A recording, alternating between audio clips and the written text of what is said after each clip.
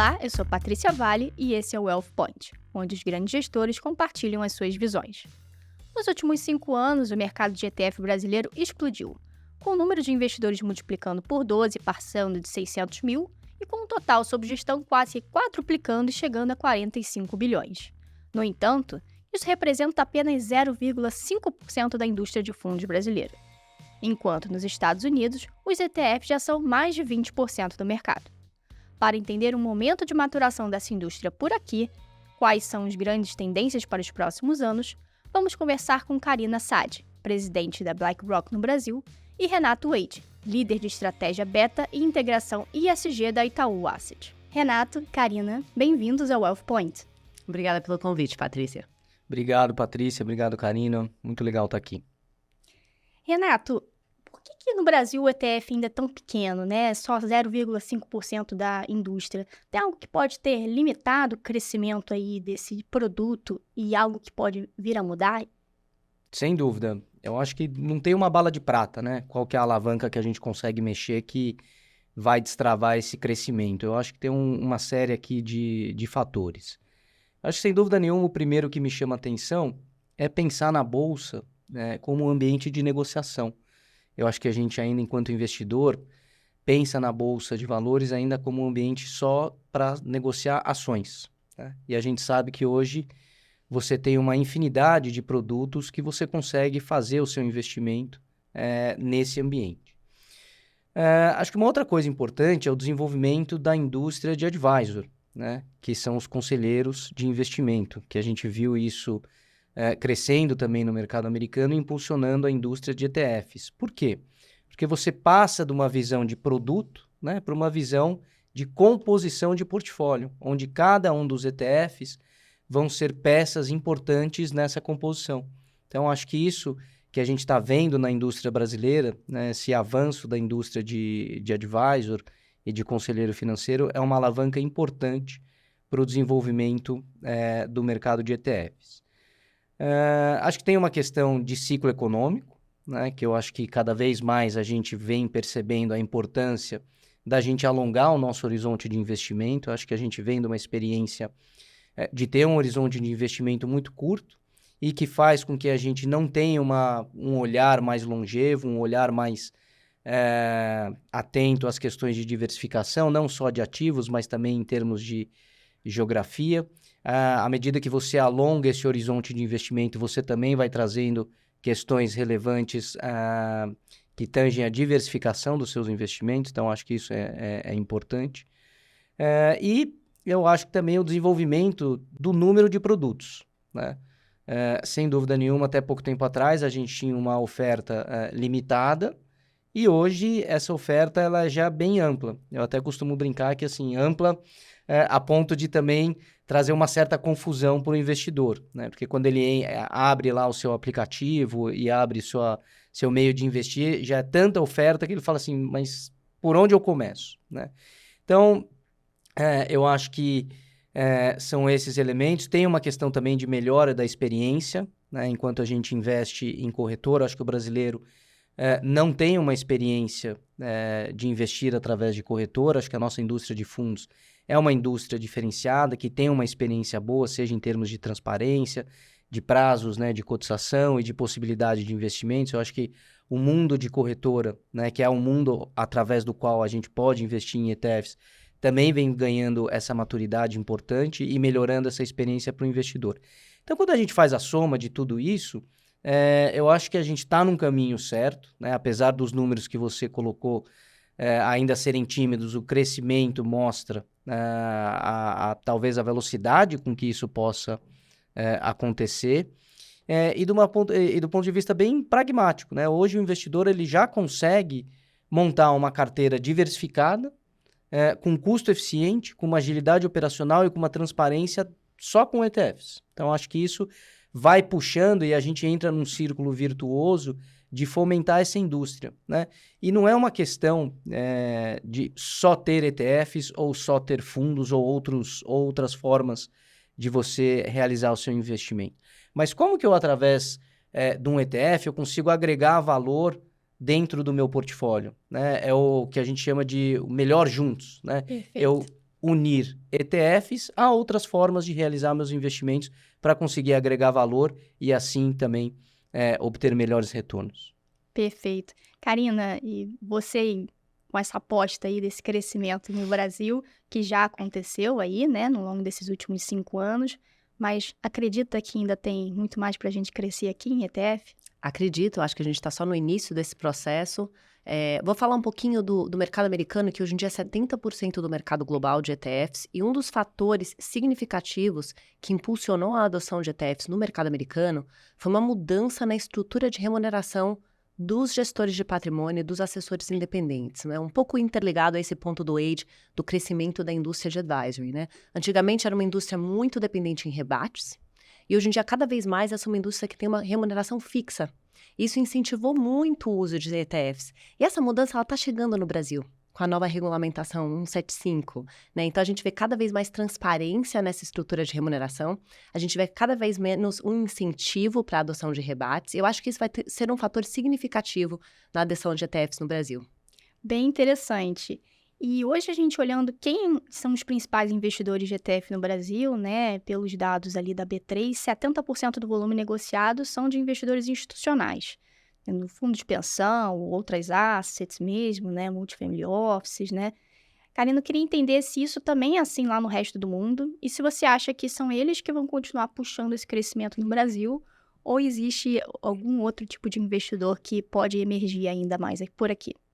Lá fora, os investidores institucionais ainda dominam a maior parte do volume negociado em ETFs, tá? Mas a participação de pessoa física, de investidores individuais, ela tem crescido bastante. Ela já chegou a 15% do volume negociado nos Estados Unidos. Então, a gente vê que é um crescimento muito significativo, né? Agora, a verdade é que a adoção de ETFs, ela tem crescido em quase todos os principais segmentos de investidores lá fora. Onde a maior parte do crescimento tem ocorrido, o maior vetor desse crescimento tem sido na indústria de wealth, nessa indústria de gestores de patrimônio, porque agora eles estão usando ETFs para fazer a construção de uma carteira ativa. Então, que eram caixinhas muito separadas, gestão passiva e gestão passiva, agora elas estão se misturando. E isso tem impulsionado muito o uso de ETFs. Mas certamente a participação do investidor pessoa física tem sido mais relevante. Você concorda, Renato? O investidor pessoa física está chegando aí? Ou Não, ainda total. tem muito para crescer no institucional também? Não, total, acho que é natural a gente observar o maior volume de recursos dentro da indústria de ETFs provenientes do cliente institucional, até pelo tamanho que ele tem. Mas uma das belezas do ETF, né, além da questão de transparência, da sua agilidade operacional, do seu baixo custo, é de ser um instrumento democrático, né? Então, eu consigo comprar a mesma coisa que você consegue comprar, acessando o mesmo preço, no mesmo momento. Então, eu acho que conseguir agregar os diversos perfis de investidores é uma das facilidades que o ETF traz, né? Todo mundo consegue ali realizar o mesmo investimento da mesma forma. Então, acho que é extremamente democrático e plural nesse sentido. Perfeito. E, Renato, pegando um pouco até do que a Karina falou, que a gente percebe os investidores institucionais usando esses ETFs, na verdade, para construírem portfólios, né, e estratégia, a gente tira um pouco dessa ideia de que ETF é um investimento só passivo, né? A gente pode construir com estratégias ativas, né? Pode explicar um pouco, né, para a nossa audiência aí, como seria utilizar isso de uma estratégia ativa e se você acha que o mercado brasileiro já faz isso bastante ou isso tende a crescer? Legal. Eu particularmente não gosto do nome passivo, né? Quando a gente vai falar de gestão de ETF ou de fundo. Porque o passivo, ele traz uma conotação extremamente morosa, né? E se tem algo que não é moroso é quando a gente fala de gestão de recursos. Extremamente dinâmica. Eu prefiro gestão indexada. Perfeito. E no Brasil, a gente vê diversos gestores ativos fazendo seus investimentos para gerar o chamado alfa, né, aquele retorno acima do retorno de mercado, através de ETFs. Por quê? O ETF, ele nada mais é do que uma cesta de ativos que vai te dar acesso a um tema, uma tese de investimento, a uma determinada geografia, uma determinada classe de ativos de uma forma muito rápida, de uma forma muito transparente. Então, se eu sou um gestor ativo e acho que a bolsa americana vai subir mais do que o meu benchmark, eu vou comprar um ETF, por exemplo, ligado ao S&P, né, um índice americano. E assim sucessivamente, eu posso fazer investimentos em renda fixa, em investimento temático. Então, eu acho que assim, a beleza de você investir através do ETF é a facilidade de você ter acesso a temas e teses de investimento, a diversas classes de ativos, e não se restringir só, eu sou um investidor ativo, eu não vou usar isso. Eu sou um investidor indexado, então eu não vou usar isso, né? Eu acho que aqui tem um ganho de maturidade importante de entender que é um instrumento, como eu falei anteriormente, democrático e de acesso plural, né? Então, eu acho que a gente vê muito essa adoção e particularmente, eu vejo com muito bons olhos, porque a gente começa a ter esse ganho de maturidade do gestor que faz essa gestão ativa, como a Karina colocou, dessa indústria de wealth, né, que vai usando cada vez mais esses blocos, né, que a gente chama, as estratégias para compor o portfólio dos seus clientes de uma maneira super transparente e com custo eficiente. O que a gente vê muito no Brasil, Patrícia, complementando as palavras do Wade, é o uso do ETF como núcleo da carteira na gestão ativa, e aí o gestor ativo aí complementa com algumas posições de grande alfa, né, de grande potencial de superação do benchmark, né? Então, ele concentra os recursos de pesquisa nessas pequenas posições, 8 a 10 posições mais ativas, mas o núcleo da carteira está no ETF. Alguns gestores até usam o ETF para fazer algumas dessas estratégias mais satélites, tá? Então, a gente, no fundo, vê o uso do ETF ficando cada vez mais diversificado dentro da gestão ativa, mas certamente sendo uma ferramenta importante nessa gestão. E até, por exemplo, uma gestão de caixa, né, que eu queira fazer dentro de um portfólio, ao invés de eu ficar comprando e vendendo diversos ativos, né, eu posso pegar um ETF ligado a um índice Bovespa e ficar alocado nele. E quando eu tiver movimentação no meu passivo, né, resgate ou uma aplicação menor, que eu não consiga granularidade para replicar todo aquele basket que eu preciso fazer, eu faço através do ETF. Então, tem uma facilidade aí muito grande que os gestores cada vez mais estão descobrindo. Uma facilidade de entrada e saída na posição. Liquidez grande, né? Que já tem no Brasil, dá para dizer que mesmo sendo pequeno ainda esse mercado, ele já é bastante líquido. Ele é concentrado em alguns índices, né? Então, o índice Bovespa, o índice Small Caps, um índice como o S&P 500. Então, ele ainda não é diversificado do ponto de vista de índice. Mas, certamente, alguns índices já têm muita liquidez dentro do ETF. Então, certamente existe uma vantagem de liquidez, existe uma vantagem de custo, existe uma vantagem de acesso, alguns tipos de exposição você só consegue através do ETF. E dependendo do mercado que você queira acessar, existe uma vantagem de tributação até com o ETF, né? Então, existem várias vantagens que estão ficando cada vez mais transparentes para o investidor brasileiro. Você pode explicar essa vantagem de tributação aí para a nossa audiência? Uma das áreas que a gente acha que vai crescer bastante no mercado de ETF, referente ao investidor brasileiro, é o ETF como instrumento de acesso ao exterior, né? Então, a gente sabe que o ETF, o investidor, ou pode investir num BDR de ETF, que ele faz via Bolsa Brasileira, em que ele tem acesso a ETFs lá fora. Hoje em dia, por exemplo, a BlackRock já tem 140 BDRs de ETFs listados na B3, das mais variadas classes de ativos possíveis. O investidor pode compor uma carteira diversificada, multiativos, usando esses BDRs, e alguns deles são atrelados a mercados que têm vantagens tributárias, tá? Então, por exemplo, o mercado europeu, em alguns casos, tem vantagens tributárias, né? Então, a gente sabe que, dependendo do tipo de exposição que o investidor quiser e o domicílio dessa exposição, tem algumas vantagens aí, não só de custo do ETF, de liquidez, de transparência, de diversificação, mas também tem outros fatores a serem desenvolvidos. Perfeito. Então, Renato, queria te perguntar quais são os 2 tipos de ETF que você acha que tem tudo para desenvolver mais aí nos próximos anos aqui no Brasil, né? A gente falou da classe de renda variável, de internacional, mas também, por enquanto, os criptos, né, têm sido muito fortes aqui no Brasil. Tem ETF renda fixa chegando cada vez mais, temático. Que você e o pessoal lá da Itaú Asset estão apostando assim como 2 tipos que podem ser os próximos anos aí mais fortes? Um desafio interessante restringir a 2 nomes, né? Uma indústria que falam tudo, variada, né? Que é bem plural, né? Dizer o que você acha que é o principal, né? Mas eu acho que assim, eu não colocaria como aposta, né? Tá. Eu acho que como uma alternativa que o investidor ainda precisa descobrir, né?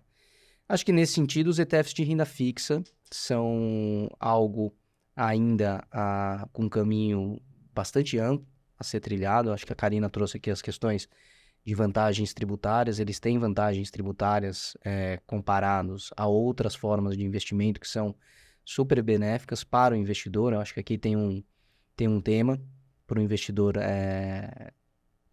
aprofundar e entender esses benefícios. Essa questão ainda de índice, eu acho que ainda atrapalha um pouco, né? A gente tem essa mania de falar difícil, A concentração, né? de índices, né? Eu acho que se a gente perguntar, né, de índices, né, todo mundo vai falar do Ibovespa, né? Mas a Karina já falou um small cap, eu citei o índice S&P, tem índices de renda fixa como o IMAB, o IMAB5, mas enfim, eu acho que aqui tem essa oportunidade na classe de renda fixa local e o investimento no exterior. Eu acho que aqui, permeando um investimento temático, um investimento mais amplo através do índice S&P, a própria questão de cripto que você trouxe, né? E aí ela permeia, né, um investimento temático e um investimento internacional, que eu acho que é interessante, que trouxe uma facilidade para o investidor, né? A gente falava das alternativas que o ETF trouxe para o investidor, e essa foi um ganho, né, em termos de acesso para essa classe de ativos muito importante, né? Porque ficar carregando uma wallet, cripto, senha, né? E tá conectado, não tá, mas onde é que estão minhas moedas, né? E eu acho que isso, através de um ETF, né, a gente conseguiu trazer uma melhor experiência para o investidor, né? Além do que está num ambiente regulado, então acho que isso traz uma segurança importante. Acho que de forma resumida, o investimento internacional permeando essas alternativas e a renda fixa local, acho que são dois grandes nichos, de ETFs que a gente vê com um crescimento interessante para os próximos anos. Estamos muito alinhados. Aí, só complementando um pouquinho com a experiência internacional, o ETF de renda fixa é um dos segmentos que mais tem crescido lá fora. Interessante. Então, assim, só para dar uma ideia para vocês, dos 100 bilhões de dólares que a BlackRock teve de investimentos, né, de fluxos líquidos em ETFs esse ano, 82% desses fluxos são em ETFs de renda fixa. Obviamente tem a ver com o momento lá fora, um momento de taxas de juros muito altas nos mercados desenvolvidos, né, que incentiva alocações para renda fixa, mas também tem a ver com o fato de que essa tecnologia está muito mais consolidada hoje em dia. Nós já passamos por 2 grandes momentos de estresse nos mercados, a crise financeira de 2008, o início da pandemia, março de 2020, em que essa tecnologia de ETF de renda fixa ela foi testada. E ela demonstrou que muitas vezes os ETFs de renda fixa eles têm mais liquidez nesses momentos de estresse do que os títulos subjacentes, o que eu acho que foi uma grande surpresa para os investidores globais. Títulos públicos? Os próprios títulos públicos. Caramba. Então, assim, por exemplo, em março de 2020, o mercado de treasuries teve um momento de estresse de liquidez, que não era esperado, né? Sempre foi um mercado muito líquido. E o ETF de renda fixa, atrelado a vários desses índices de treasuries, continuou negociando. E, de fato, ele era usado até por vários investidores para determinar os preços dos treasuries, porque ele continuava negociando. Então, ele dava um preço, no fundo, mais atual do que estava acontecendo no mercado, uma reflexão mais atual do que estava acontecendo naquele momento, né? Então, a gente vê que essa é uma tecnologia que tem se consolidado, ela tem sido testada, ela performou de acordo com o indicado nos momentos de muita ruptura de mercado, e a gente vê cada vez mais os bancos lá fora deixando de atuar de uma forma significativa no mercado de dívida pública e dívida corporativa, o que cria ainda mais margem para essa liquidez migrar para o mundo de ETFs, né? Essa atuação menor dos bancos, dos agentes financeiros pós-crise financeira, num momento mais regulado, com mais restrição de capital. Então, a gente vê cada vez mais o mercado de ETFs sendo um substituto para essa liquidez dos bancos. Então, a gente acredita muito nessa tendência e a gente acredita que ela deva chegar no Brasil.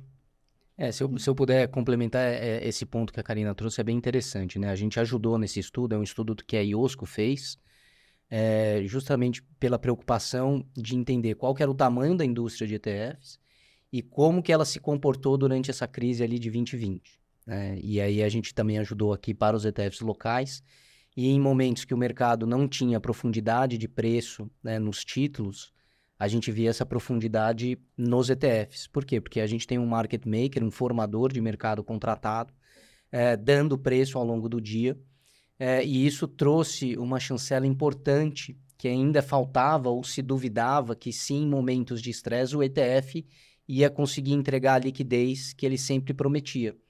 E conseguimos, assim, por A mais B, provar ali, tem um paper, tá disponível na internet ali, a IOSCO acabou publicando esse estudo, mostrando que o ETF, sim, é um instrumento super plural e capaz de entregar a liquidez que ele se propõe a entregar. Perfeito. Gente, super interessante. Nós estamos chegando aqui ao fim do nosso programa. Chegou o momento das perguntas rápidas. Eu vou fazer 2 perguntinhas para vocês. Vocês têm que responder, não precisa não desenvolver, é só vocês darem uma frase ou talvez um número e já está respondido, tá bom? Estamos falando aqui do potencial de crescimento da indústria de ETF no Brasil. Quanto que vocês acreditam que essa indústria pode representar em relação à indústria de fundos em 2050? 10% da indústria de fundos em 2050. Uau! Eu acho que mais. Eu acho que quando a gente olha essas alavancas, eu não vou cravar um número, mas é mais que 10. Adorei que você não cravou um número. Perfeito. E tanto o Itaú quanto a BlackRock estão despontando aí entre as principais gestoras, né, nesse desenvolvimento do mercado de ETF no Brasil. Esse vai ser um mercado de poucas gestoras? Vocês acham que vai ser um mercado consolidado ou tem espaço para muita gente? Acho que vai ser de poucas gestoras, porque esse é um mercado que, no fundo, você precisa de escala para operar bem. Então, o que a gente vê até nos mercados desenvolvidos é que são poucos líderes, né? A gente espera que entrem outros, porque a gente acredita muito que mais competição vai ajudar a fomentar esse mercado, mas com o tempo a gente acredita que o posicionamento vai ficar muito concentrado em 3, 4 gestoras. Eu concordo. Eu gosto da competição. A competição tira a gente da zona de conforto, move a gente para frente, mas efetivamente é um mercado de escala. Até pelos preços que a gente pratica, a escala é vital para a sustentabilidade do negócio, né? Então, acho que sim, mais players entrando, mas eu acho que é difícil a gente ter uma pluralidade enorme como a gente vê, por exemplo, na indústria de assets independentes. Perfeito. Renato, Karina, muito obrigada aí por essa discussão tão rica. E obrigada também à nossa audiência por estar nos assistindo. Esse episódio vai estar no site do Neofeed, nas nossas redes sociais e nas principais plataformas de streaming. Até a próxima!